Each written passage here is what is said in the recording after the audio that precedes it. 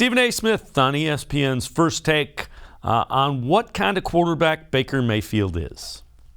Anything that you can point to that is lacking with the Cleveland Browns, even with the offensive line. Have we not lamented at times how Baker Mayfield held on to the ball a little bit too long? How, he was sitting there and trying to make plays and ultimately was making boneheaded plays from time to time, or the requisite throws that you see a lot of guys with rifle arms being capable of making. He wasn't that guy capable of making. I'm simply saying he's not a scrub. He's a former number 1 overall pick who, as far as I'm concerned, can play. He's got a lot of guts. I love listening to him in press conference. I think his honesty and candor should be applauded.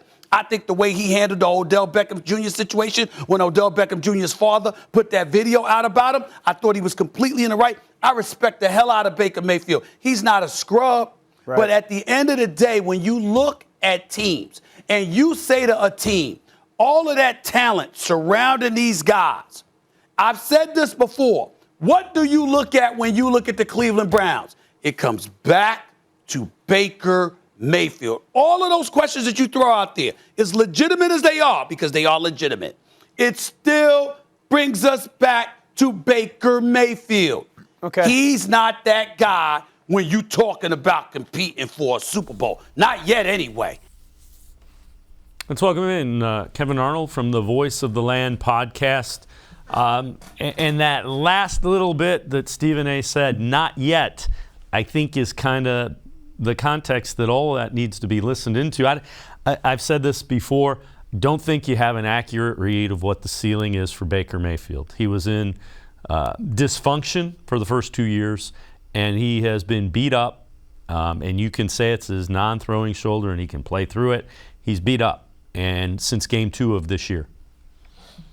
And we've gone back and forth on whether they should have sat him down. They should have.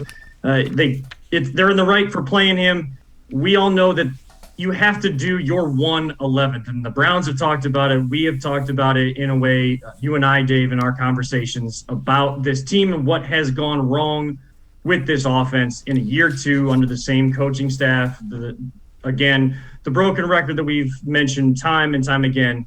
But ultimately, the game of football comes down to, and it's always going to be, whether rightfully or unrightfully so, it's going to come down to the coach and the quarterback getting all of the praise when things go well and a lot of the criticism, or if not all of it, when things go wrong. And right now, Baker is going out there for his team, playing through injury, trying to win these games.